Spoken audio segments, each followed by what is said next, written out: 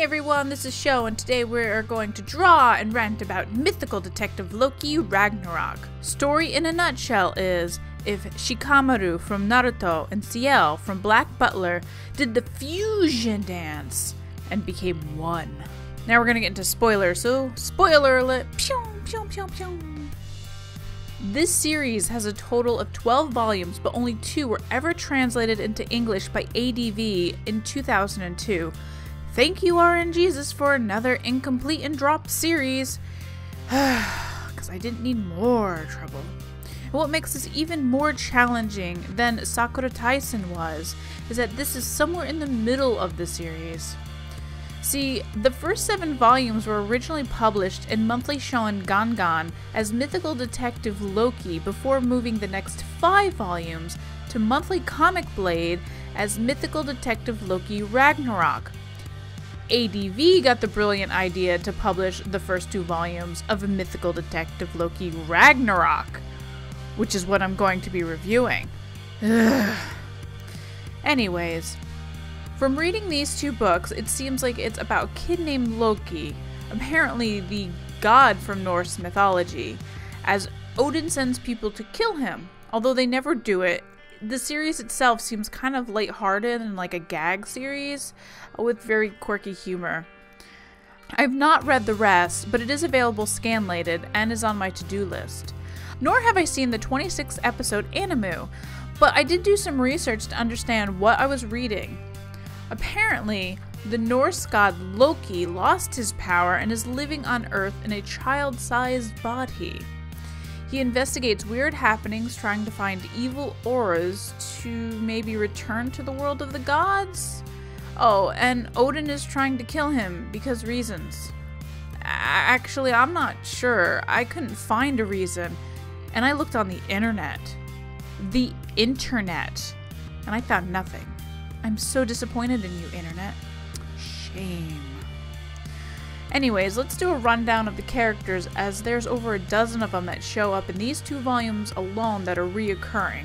And let's hope you have a little knowledge of Norse mythos, as very little is explained. They expect you to know it, unless they've explained it in previous volumes that I did not read. Also, I'm sorry if I butcher some of these names. They are hard to pronounce. First is our main character, Loki, the trickster god who is trapped in an 8-year-old body.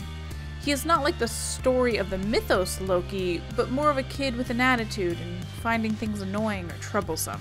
Loki wields a crescent moon staff that is the reforged Leviathan, a cursed sword. Thank you, Wiki. He is also a very doting father when it comes to Fenrir. It seems like the cast to follow are either in love with Loki, one of his children, or is trying to kill him. Next is Yamino, who is really Jormungand, but is actually granted a Japanese name for some reason. Yay, because Yamino is easier to pronounce than Jormungand. And if you don't know your Norse mythology, Jormungand is a giant snake that encompasses the world. He is one of Loki's sons and acts like his butler, taking care of him. He seems pleasant, but besides standing near Loki, he doesn't really seem to do all that much. Fenrir is Loki's other son that appears in the books. He mostly takes the form of a little black puppy dog. His human face is only shown up in one panel as a memory or recollection. He is mostly seen near or cuddling with Loki.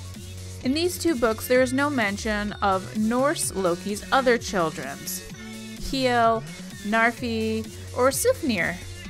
And I really wanted them to touch on Loki being Sifnir's mother, because Loki is the mother. The mother! And that's why I wanted to know more about it. Or see how they would touch on it. Because I'm weird like that. Anyways, another character that doesn't do much but is hanging around Loki is Echchan, which is, I don't know, flying sperm? Koromon maybe? I don't know. It's just there. Volume 1 focuses on a mute girl that eats a lot and is trying to kill Loki at night. Her name is Vika, and later is revealed to be Ambroda. Who's Ambroda? Well, let's look it up. Wikipedia to the rescue!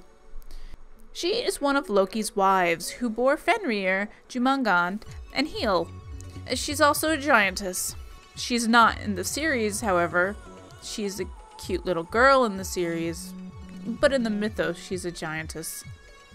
In the series, Yamino does make reference to her as a parent, and then they seem to keep her around, and now she doesn't try to kill Loki. Next is Mayura, a seemingly random high school girl who hangs around Loki and Narugami. However, according to my findings, she is actually the reincarnated Signy, another one of Loki's wives. It's not mentioned in the volumes I have, but it's a thing, I guess. Freya, or Rhea as Loki calls her, is another girl that seems to love Loki. She also loves cats. Next. Narugami is Thor, whom I gathered by the fact his weapon is a wood pole named Mjolnir. This Thor is in a teenage form and is always on his way to or from a part-time job. Loki seems to find him annoying and calls him Narukami, some sort of pun on lightning god, as Thor is the lightning god, and Narugami means lightning god, and Kami means god, so Narukami, lightning god, I guess. Or maybe more, lightning god. Whatever. I don't know. This stupid pun, it probably doesn't make much sense in Japanese either. Next is Freyr and Kazumi. They are the seemingly gag villains trying to kill Loki, or more like just prank him, and usually failing. Freyr is labeled as a mysterious thief and often sings. Kazumi is actually Heimdall. Wiki says he hates Loki for stealing his eye on Odin's order. The 2 volumes I have say nothing about his motives. Skuld shows up briefly to steal Fenrir and make a trap for Loki. Verdandi appears in a dream of Loki's where she is a dentist, and he has a cavity, and she's going to fix it without anesthesia, and then he wakes up. That's the end of Verdandi. Then there's Erd, who is mentioned only in passing, and I assume she appeared earlier on in the series. Lastly is Utgard Loki, half Loki who wants the 2 of them to rejoin together. Loki seems apprehensive, but Volume 2 ends without any real explanation.